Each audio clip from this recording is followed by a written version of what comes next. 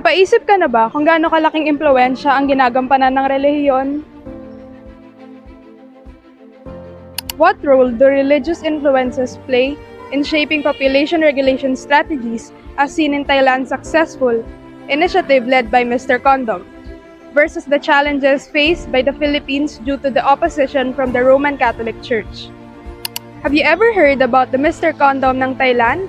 If not, let me introduce you to the person who helped curb the Thailand's population growth, the founder of PTA, or the Population and Community Development Association, Mechai Viraveda. Mechai Viraveda was born in a prominent Thai family and his father served as a senator.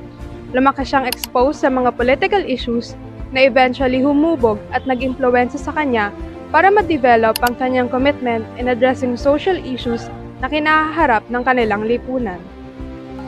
Pero what pushed Mr. Condom to create PDA, or this non-governmental organization dedicated in addressing population issues and promoting family?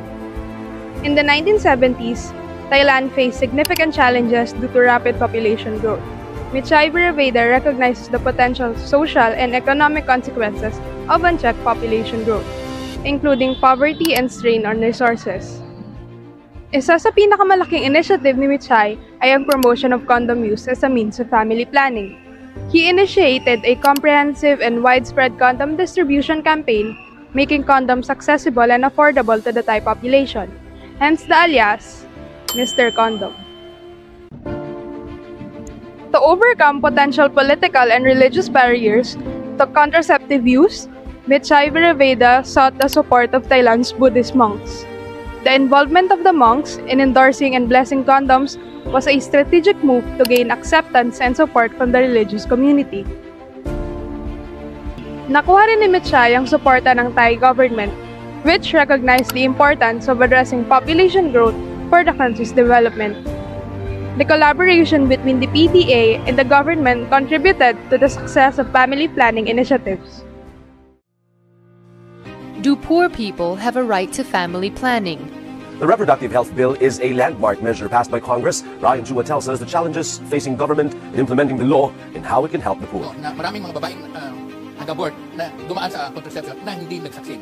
Ang opinion ko doon is, lalo na hindi sila nag-contraceptives, and lalo na dumami pa yung nagpa-abort, di ba? Siguro magiging mapanganib para doon sa mga babae na itong information na ibibigay natin ay walang batayan sa moral values and principles. Moralidad na gusto mo. Hindi naman yung pag-moral dahil lang kakaiba tayo ng pananaw tungkol sa sexualidad. When we remember the Lord, when He suffered and died, before the human courts, He lost.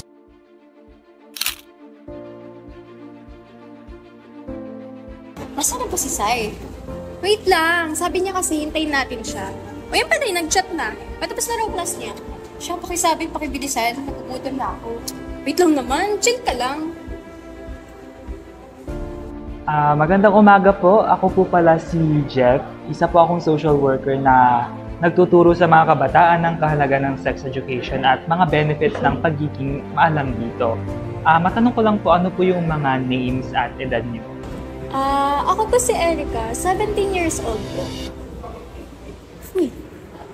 Dito po. So, nice to meet you both. Kita ko naman na nasa maturing age na kayo. If ever interested ba kayong matuto about sa sex education at mga bagay na related dito, nagbibigay rin kami ng mga contraceptives, condoms, and stuffs after every lessons. Or kung hindi naman, pwede kayong manghingi dun sa mga health centers natin. Pwede kayo. Di ba kayo? Don't worry, hindi naman ito matatagalan. Sex education po. Nakikita ko po siya sa news, tsaka napapanood ko rin po sa social media. Pero never pa po naturo sa school eh, kaya sige po. Di na po. Uy. Parang iba yata yung sagot ng kaibigan mo, Erica. Teka, parang yung gusto niyo kasi ituro sa amin, kasalanan si Diyos. Yung pamimigay tututuro ng paggamit ng condoms. Parang hinihikayat niyo yung tao makipag-hindi eh. Parang hinihikayat nila yung tao makipag-sex ng makipag-sex. Premarital sex yan. Kasalanan sa Diyos yan at hindi yan yung turo niya. Ano nangyayari dito? Hindi po namin ito ginagawa para hikayatin ng mga kabataan na mag-premarital sex. Ang layunin po namin ay magbigay kaalaman sa mga tao, especially sa mga kabataan. Lalo na ngayon, lumalaganap yung mga unexpected teenage pregnancies Nagtuturo rin kami ng sex ed para magkaroon ng kaalaman yung mga tao about sexually transmitted diseases o mga sakit na nakukuha sa mga sexual contact. Wala naman po kaming pinipilit o piniperso sa project namin. Free will naman ito ng mga taong gustong matuto. Kung hindi nyo naman kaya or you're not up for it, that's okay. Pero sana naman wag po nating tanggihan yung mga gustong matuto at maging mulat sa mga bagay.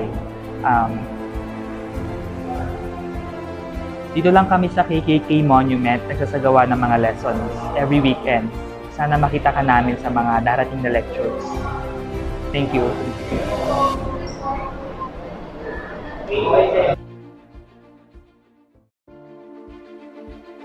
In the Philippine perspective naman, we have this, as I've mentioned earlier, the quite controversial Reproductive Health Bill or RH Bill.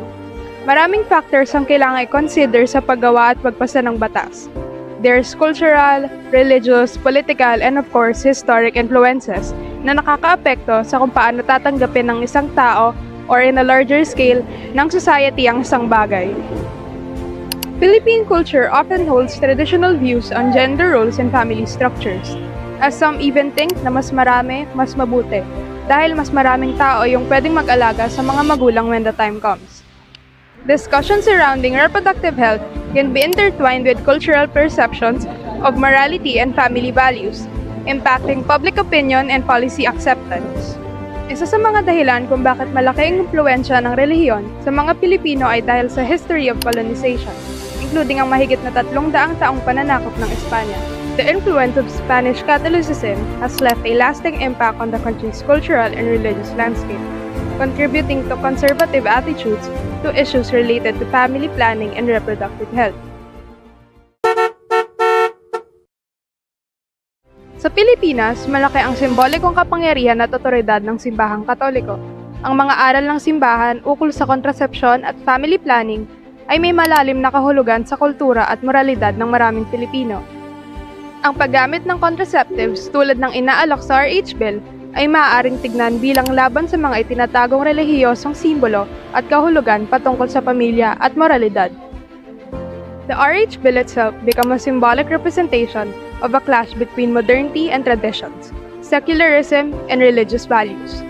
Different groups attribute different meanings to the bill, which proponents seeing it as a means of empowering women and addressing public health issues, while opponents view it as a threat to traditional family values. In Med, symbolic interactionism highlights the role of social interactions in shaping individual perspectives. The interaction between religious leaders, such as priests, and their followers play a crucial role in reinforcing or challenging beliefs. The influence of religious leaders in conveying the symbolic meanings associated with the RH Bill contributes to its acceptance or rejection in the society. We can also take into consideration that aside from the Buddhist monks putting up the work, Thailand's government was also supportive of it.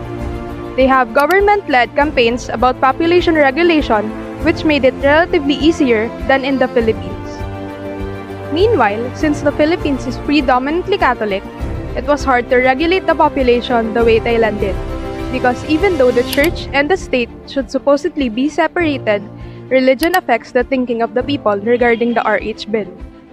And since the Philippines is a Catholic-dominated country, people have conservative views about population regulation, especially about the use of contraceptives. They think that having natural family planning is much better than using artificial contraceptives like condoms, in which they consider as immoral according to their beliefs. But they should never act to suppress or curtail the life-giving power given by God that is an integral part of what they pledge to each other during their marriage vows. This is what the Church means by saying that every act of intercourse must remain open to life and that contraception is objectively immoral. The RH Bill represents a shift in societal norms and practices related to family planning. Individuals may resist change due to the fear of the unknown, concerns about disrupting existing social structures, and the potential for perceived moral decay. Given the contrasting approaches to population regulation in Thailand and in the Philippines, how can countries effectively balance cultural sensitivities, religious beliefs, and the need for evidence-based population policies? Pero bago bumaba at magbayad ng social reflections, paano kayang magagawang makatanggap ang isang tao ng panibagong idea nang hindi na-obstruct ang kanyang moral grounds at paniniwala?